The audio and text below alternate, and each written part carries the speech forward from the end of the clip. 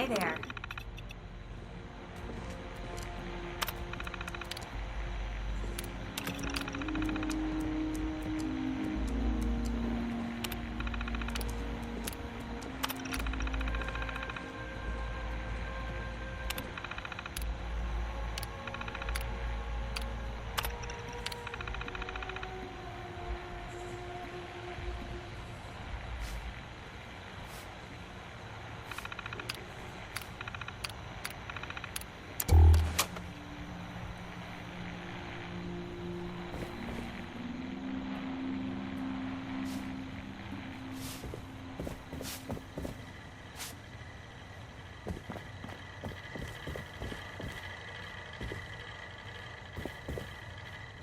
Chloe's my pet. Or maybe I'm hers. I'm not sure.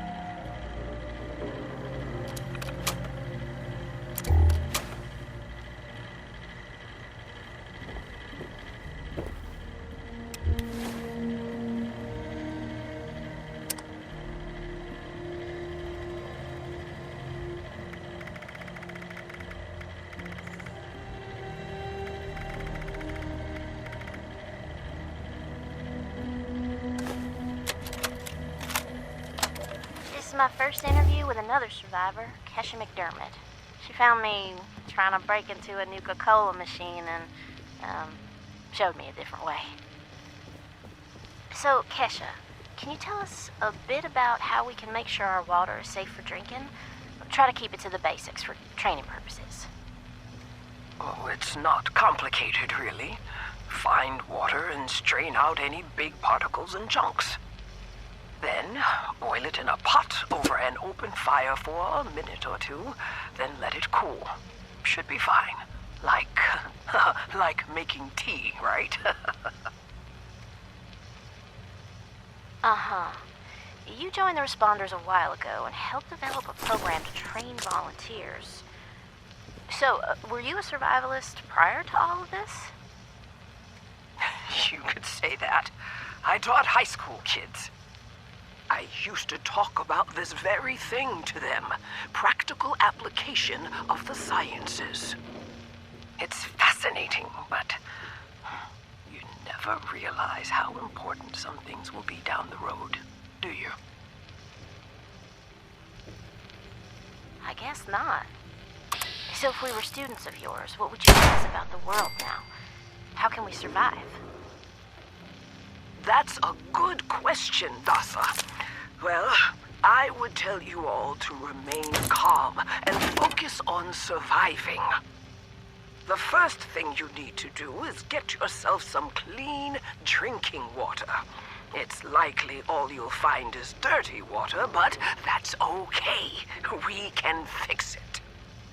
Dirty water carries a small chance of disease, and it's a bit radioactive. You'll probably survive if you drink it, but you shouldn't take that risk. It's better than toxic water or nuclear waste, though, which are both very harmful and should be boiled thoroughly first. Got that, Dutha? Yes'm. Contaminated water should be boiled. Okay, that sounds easy enough. So, boiled water is safe? It's mostly safe, but still a bit radioactive. What you really want is purified water. Oh, purified water. Okay, how do I get that?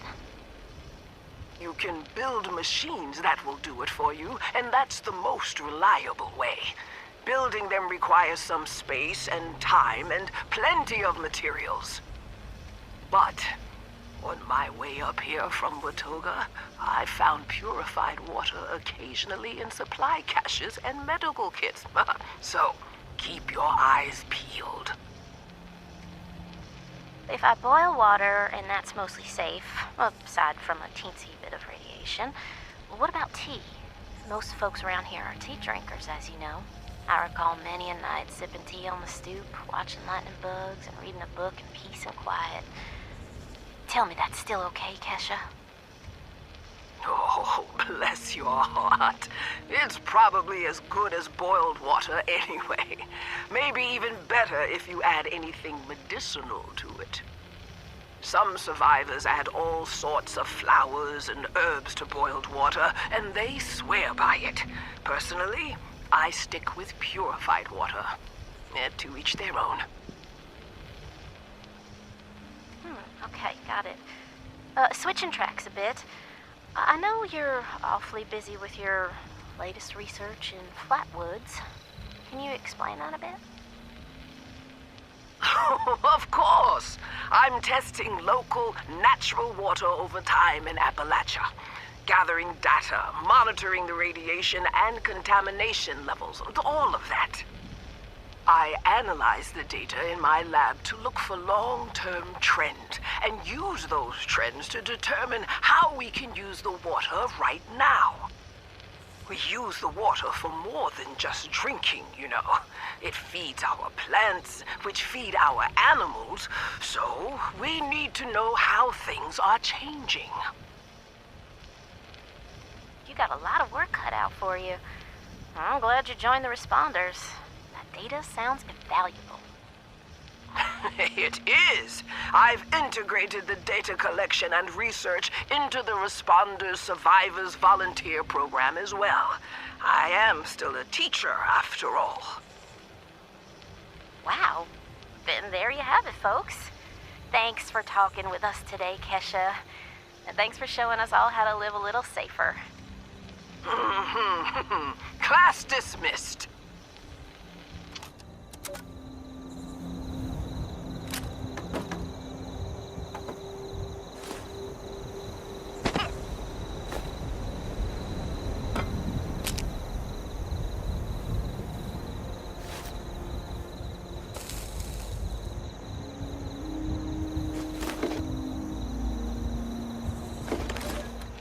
Hi. Dasa asked me if I would talk about, how I got here. She asked everybody, so I said okay. My name's Colonel, and I'm 13 years old. I just wanted to say I'm sorry. I'm sorry for everything. The bombs and the messed up people and the cows with two heads, all of it. I was bad. Just bad. I cheated on my spelling test. I kicked Chip Wilkins in the shins until he cried. I pushed Rosie McCloy down the stairs. I cut holes in the bottom of all the gym shorts and put glue in the mashed potatoes in the cafeteria. I told Harold Newell to eat 10 dead flies a day in order to grow muscles, and I put Nuka-Cola in the rat cage water bottles at the pet store. And, I just wanted to say I'm sorry about everything. Because my dad said if I wasn't this way, the bad things wouldn't happen. I haven't seen Daddy since the bombs, and I guess he left because of that, too. It's okay. I'm trying to be good now, though. I'm not old enough to be a volunteer, but Dasa said I could help collect food and water, so I'm getting better, I promise. And, Daddy, if you're listening, I promise I won't be bad anymore, so you can come back now. Okay? Okay. Bye.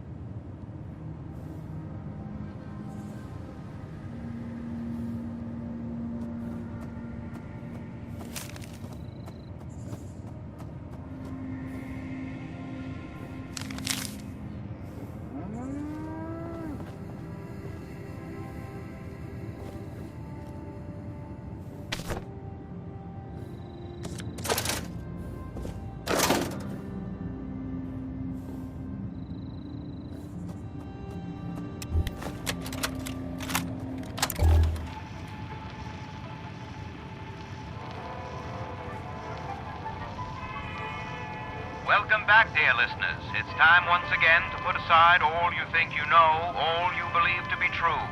Time to open your mind to the strange, bizarre, and sometimes terrifying world that exists in the shadows and fringes of our own, where myth, legend, and rumor are made real. Yes, it's time for more thrilling tales from the West Virginia hills.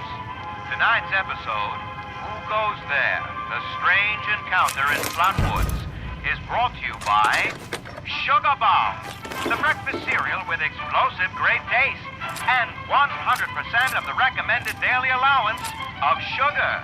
Get your morning started right with Sugar Bombs. Our tale begins on a fateful night when a young pioneer scout, Red Fisher, finds himself in quite the predicament, having taken a spill and fallen into a dark place.